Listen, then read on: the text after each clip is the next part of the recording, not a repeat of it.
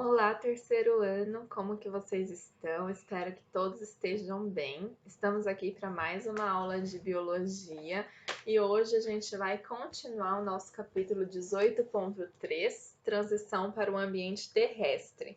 Semana passada a gente falou sobre o grupo dos anfíbios e hoje a gente vai então falar sobre os répteis, a classe Reptilia.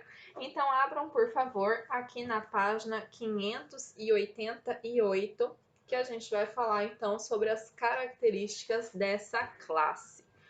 O nome dessa classe significa então aquele que rasteja, porque a gente vai observar que todos os animais eles vão se locomover com o ventre, a parte ventral deles, bem próxima ao solo, realmente sendo essa a característica marcante desse grupo.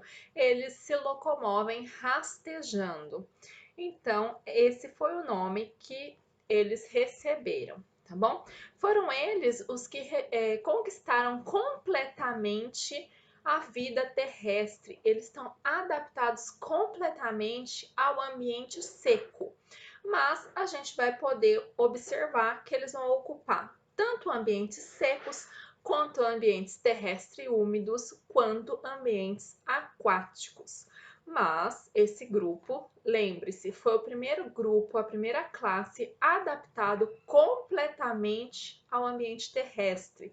A gente viu que os anfíbios eram uma classe de transição para o ambiente terrestre, adaptado parcialmente. Répteis, então, é a classe adaptada completamente ao ambiente terrestre. E nós temos diversos exemplos, como jacaré, tartaruga, lagarto, cobra, entre outros. Quais são os principais avanços evolutivos dessa classe? Os pulmões, que têm uma maior superfície para trocas gasosas, quando comparado aos anfíbios, então eles são eficientes para o ambiente terrestre e não vai precisar de nenhuma complementação. A excreção, que passa a ser de ácido úrico, ele é pouco tóxico e necessita de pouca água para sua eliminação. Isso é um grande avanço evolutivo aí e colaborou para a conquista do ambiente terrestre. A sua pele, ela é impermeável e isso vai então auxiliar para que eles não percam água sem necessidade. A pele vai ser espessa, não vai ter glândulas e tem uma grande quantidade de queratina para impedir a perda de água por evaporação. A fecundação é interna, eliminando a necessidade de água que os anfíbios tinham para fecundação, então elimina esse problema que a gente tinha ali anteriormente dessa dependência da água. E a gente tem um ovo grande, com casca e com membranas. O ovo dos anfíbios tinha que ficar dentro da água para não ressecar. E aqui esse problema é eliminado. E é por causa desses avanços evolutivos, então, que eles conquistaram completamente o ambiente terrestre. Vamos então falar sobre como a gente classifica os répteis. Nós dividimos essa classe em três ordens: os quelônios, os escamados e os crocodilianos. Os quelônios nós temos como exemplos as tartarugas, os cágados e os jabutis. E esses grupos geralmente trazem muitas dificuldades ou diferenças para que a gente os separe. Então vamos aprender a separá-los. As tartarugas são as aquáticas que possuem as suas patas transformadas em nadadeiras evolutivamente. Então as suas patas elas têm aqueles formatos assim, né, de bastão, tá bom? Bumerangue. Então as suas patas foram evolutivamente transformadas em nadadeiras adaptadas ao nado. Então falou tartaruga é aquelas aquáticas com patas de nadadeiras, elas são marinhas, ok? Já os cágados, eles são aquáticos, mas eles têm aquelas membranas entre os dedos, que a gente chama de membranas interdigitais. E os jabutis, eles são terrestres. Então são essas que a gente chama de tartaruga terrestre, que a gente vê às vezes no zoológico. Gente, esses são jabutis, tá bom? Gente, o importante é que os quelônios, eles têm duas carapaças soldadas. Então é fácil identificá-los. Tem a carapaça superior e a carapaça inferior. Aqui no livro, a gente tem, então, na foto B, um exemplo aqui de um quelônio pra gente. No caso aqui, então, é uma tartaruga, tá bom? Com as suas nadadeiras aqui, fácil de ver que é uma nadadeira. Os escamados, eles são chamados assim porque recobrindo o seu corpo nós temos escamas, por isso que eles receberam esse nome. Quem são eles? Os lagartos e as serpentes. Os lagartos, eles podem ser chamados de lacertídeos e as serpentes de ofídeos. Então a gente classifica, né, os escamados por conta das suas escamas sobre a pele, lagartos e serpentes. Já os crocodilianos, quem entra nesse grupo são os crocodilos, obviamente, e os jacarés, que têm a sua pele recoberta por placas córneas. E a gente pode ver aqui, então, na letra A, um crocodiliano, tá bom? Um crocodilo aqui. Dá pra ver, então, certinho aqui, ó, diversas placas. São bem maiores do que as escaminhas aqui, que dá pra observar aqui nessa cobra, tá bom? Então, são essas. Os crocodilos, eles têm a cabeça mais estreita e os dentes bem aparentes. Já os jacarés têm a cabeça redonda e os dentes não são tão aparentes. Pessoal, mas para a gente saber então as três ordens: quelônios, escamados, crocodilianos, quelônios, duas carapaças soldadas, escamados, escamas sobre a pele, crocodilianos, pele recoberta por placas córneas, ok? E daí a gente vai entrar então nas suas características gerais, vendo os sistemas como a gente sempre faz.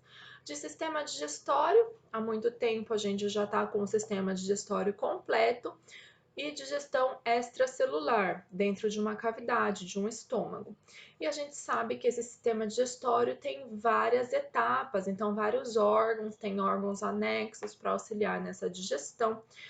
Uma observação é que esse sistema digestório ele finaliza em cloaca, então a abertura em comum, sistema digestório, reprodutor e excretor. A maioria desses animais são carnívoras e eles têm dentes cônicos em formato de cone, como a gente pode observar bem aqui nessa fotografia desse crocodilo, então dentes em formatos de cone. E nos quelônios a gente pode observar que eles não têm dentes, ok? O que eles têm? Eles têm um bico córneo, é um bico duro que pode cortar os alimentos, ok? De sistema respiratório, como nós já falamos nos avanços evolutivos, seu pulmão é eficiente. E daí a gente tem uma observação para as tartarugas marítimas. Sim, elas têm pulmões. E é por isso que quando elas ficam presas nas redes de pesca, elas morrem afogadas.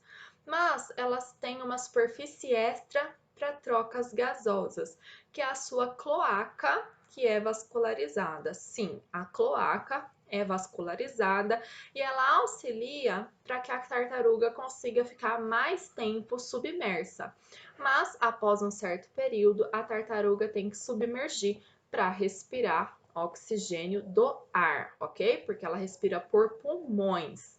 Então, lembrando, tartaruga é um réptil, ela respira por pulmões. O sistema circulatório é fechado, a circulação é dupla e ela é incompleta. O coração tem 3 cavidades, 2 átrios e um ventrículo. E daí você me fala, nossa, então é igualzinho do anfíbios. Não, a gente só tem uma diferença. Esse ventrículo é parcialmente dividido. Então, por isso que eu falei para vocês, preste atenção em anfíbios, que a gente vai aplicar esse conhecimento para répteis. Então, aqui tá o desenho que eu fiz para vocês semana passada sobre os anfíbios, tá? Tá igualzinho, então, semana passada. Vamos falar qual é a diferença. Então, ó, 2 átrios e um ventrículo. Aqui tá o corpo e os pulmões, então, só pulmões dessa vez. Como que é esse ventrículo parcialmente dividido?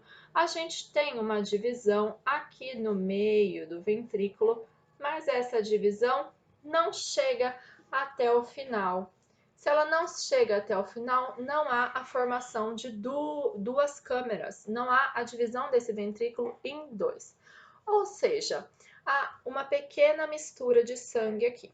Então, eu posso falar que o sistema circulatório é fechado porque o sangue não vai sair de dentro desse sistema. Continua, né, o sangue sempre dentro do coração ou dos vasos. E como a gente já falou, o sangue sai do corpo, entra no coração pelo átrio direito, sangue cheio de gás carbônico, então sangue venoso, passa para o ventrículo. Esse sangue precisa ser oxigenado, então ele vai ser levado para os pulmões. Sendo levado para os pulmões, ocorre as trocas gasosas. Ocorrendo trocas gasosas, esse sangue que tinha muito gás carbônico, libera esse gás carbônico para a atmosfera e é oxigenado. Sendo oxigenado, ele passa a se chamar sangue arterial, ok? O sangue arterial precisa retornar para o coração. Ele retorna para o coração pelo átrio esquerdo. É bombeado para o ventrículo e do ventrículo precisa ser bombeado, então, para todo o corpo. E daí ele vai ser bombeado para todo o corpo. Observem que aqui nós temos uma sobreposição dos vasos. Continua com a dica do símbolo do infinito, né, gente? Então, para lá e para cá, sempre no símbolo do infinito, tá bom? Sempre assim, o infinito, tá? Então, aqui a gente tem, para fazer o infinito, essa sobreposição dos vasos. E aqui, como ele é parcialmente dividido, aqui impede a mistura do sangue venoso com o sangue arterial. Mas aqui nessa pequena porção não impede a mistura de sangue. Então a gente continua tendo uma mistura de sangue, mas ela é menor do que o grupo anterior, do grupo dos anfíbios. Mas como essa mistura continua ocorrendo, a gente continua classificando essa circulação como uma circulação incompleta, ok? Então, continua sendo uma circulação fechada, continua sendo uma circulação dupla, porque o sangue passa duas vezes no coração até que complete toda a volta. E continua sendo uma circulação incompleta, porque continua tendo mistura de sangue venoso com sangue arterial, mesmo que seja menor do que no grupo dos anfíbios, ok? A gente tem uma pequena observação aqui para os crocodilianos. Nos crocodilianos, aqui é fechado, tá bom? E se é fechado, os crocodilianos têm dois átrios e dois ventrículos. Mas a classificação do sistema deles continua sendo sistema fechado, circulação dupla e incompleta. Por quê? Porque o sangue vai se misturar aqui, gente. Tem uma pequena abertura no vaso logo após a saída do coração. E daí, como os vasos se encontram aqui, tem essa mistura de sangue logo aqui. Então, quando o sangue venoso passa para lá e o sangue arterial passa para cá, a mistura de sangue ocorre logo aqui, fora do coração, nos crocodilianos. Então, a classificação em si é a mesma, só que nos crocodilianos eu tenho dois ventrículos e a mistura de sangue ocorre fora do coração, ok? Espero que vocês tenham entendido. Sobre o sistema excretório, a gente tem rins, ok? Os répteis têm rins. A unidade básica de filtração dos rins são os néfrons. E como eu falei para vocês nos avanços evolutivos, a excreta nitrogenada é o ácido úrico, que é menos tóxico e precisa de menos água para eliminação. Isso vai permitir que o ácido úrico seja armazenado pelo embrião dentro dos ovos durante seu desenvolvimento. E isso não vai ser tóxico para o embrião. Então, isso é um avanço evolutivo, tanto para que o embrião consiga armazenar durante o seu desenvolvimento, tanto para que no adulto ele não precise de gastar tanta água, eliminar tanta água para jogar fora as suas excretas, ok? Quando a gente fala de sistema nervoso, a gente vê que a cada grupo que a gente vê evolutivamente falando mais avançado, o encéfalo ele é mais desenvolvido, então a gente tem um encéfalo mais desenvolvido do que nos anfíbios. Os seus olhos são cobertos por pálpebras e no caso das serpentes, tem uma membrana cobrindo esses olhos, a membrana chama membrana nictante, tá bom? E o sistema locomotor deles é adaptado à vida terrestre. Só que as patas são laterais, a inserção dessas patas é lateral no tronco. Então, como você pode observar aqui, sempre as patas vão ser inseridas lateralmente no tronco. E isso vai causar um grande esforço para sustentar o corpo, com um grande gasto energético. Por isso que eles estão sempre arrastando o seu tronco pelo chão. Imagine você na posição de flexão. É nessa posição que os répteis ficam sempre, sustentando seu tronco com as patas inseridas lateralmente no tronco. E essa posição é um grande esforço. Imagine você tentando andar nessa posição da flexão.